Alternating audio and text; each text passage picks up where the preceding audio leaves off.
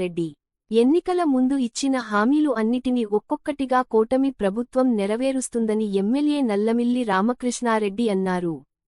తూర్పుగోదావరి జిల్లా అనపర్తిలో స్త్రీశక్తి పథకాన్ని ఎమ్మెల్యే నల్లమిల్లి రామకృష్ణారెడ్డి శుక్రవారం సాయంత్రం ప్రారంభించారు. ఈ సందర్భంగా మహిళలు ప్రత్యేక పూజలు నిర్వహించి బస్సును ప్రారంభించారు. మొదటి టిక్కెట్టును ఎమ్మెల్యే రామకృష్ణారెడ్డి మహిళకు అందజేశారు. అనంతరం ఆయన డబ్బులు చెల్లించి టికెట్ తీసుకున్నారు.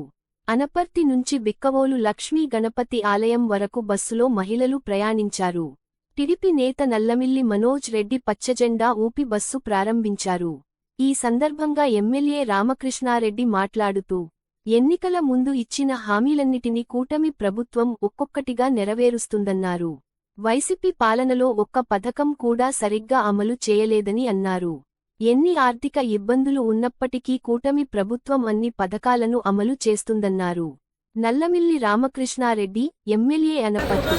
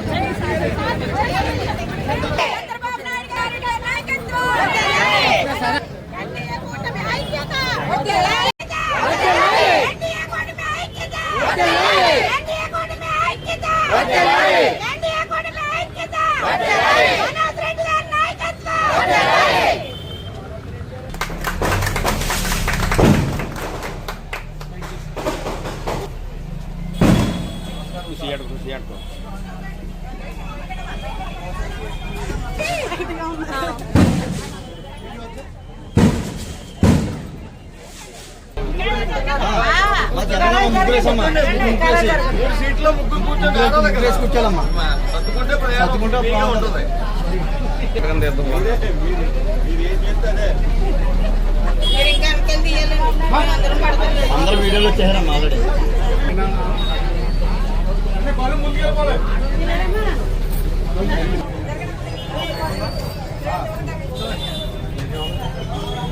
డబ్ల్యూపీ కొట్టిస్తే ఫ్రీ టికెట్ వస్తుంది, 0 టికెట్ వస్తుంది.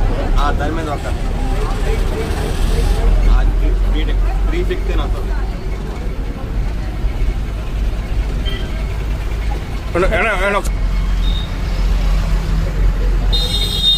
ఫోటో కూడా తీసుకోండి. నేను అడుగుతున్నాడు ఫోటో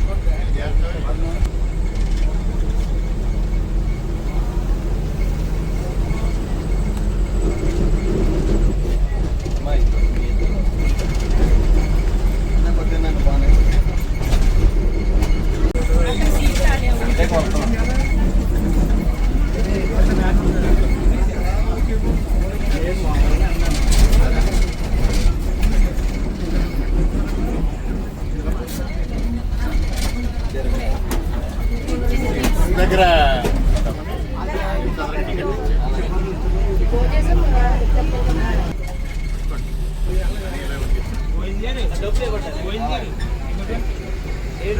ఇచ్చిన డబ్బులు తీసుకోకూడదు ఎట్లా ఇచ్చండి.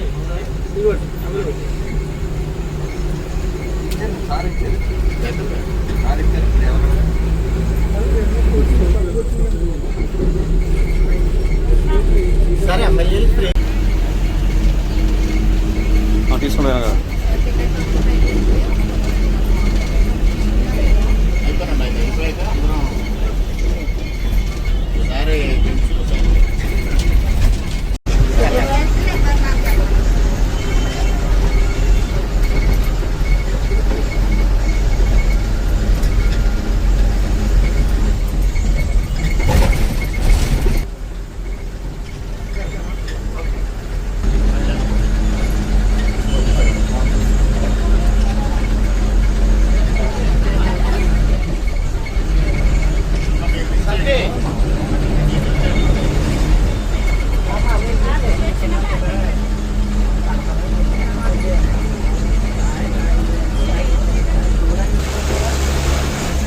ఎలా నుంచి అలా కూర్చోండి.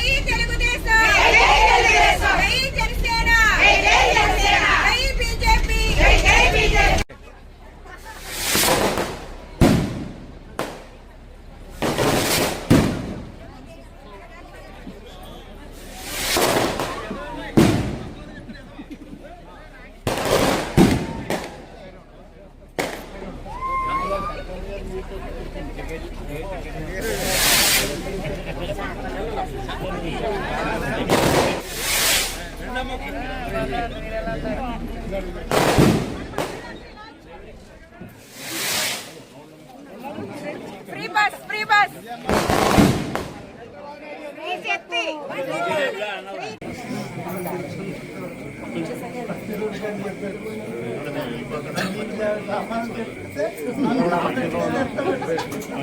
మనస్ఫూర్తిగా దండం కూడా పెట్టుకున్నా.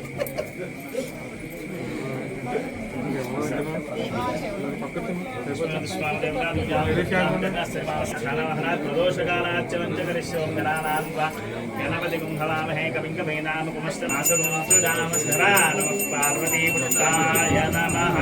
లక్ష్మీ స్వామదేవత దిగ్విజయావృత్యర్థం సర్వత్రాజీసిత్యర్థం సర్వకార్య దిగ్విజయావృత్యర్థం సకల శ్రేయోవృత్యర్థం లక్ష్మీ దేవత విద్యానుగ్రహ ప్రసాద. అందరూ నమస్కారం చేసుకున్నాం. అందరూ కూడా చెప్పండి. అపరాధ సహస్ర చెప్పులు బయటకు వచ్చారు.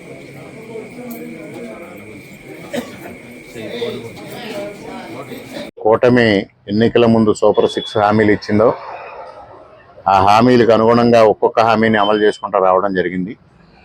దానిలో ఇవాళ స్వాతంత్ర దినోత్సవం సందర్భంగా శ్రీశక్తి పథకం ద్వారా మహిళలందరికీ ఉచిత బస్సు ప్రయాణం హామీని వాళ్ళ ప్రారంభించడం జరిగింది. ముఖ్యంగా ఎన్నికల ముందు జిల్లా పరిధిలోనే ఉచిత బస్సుని సౌకర్యం కల్పిస్తానని ప్రకటించడం జరిగింది, హామీ ఇవ్వడం జరిగింది.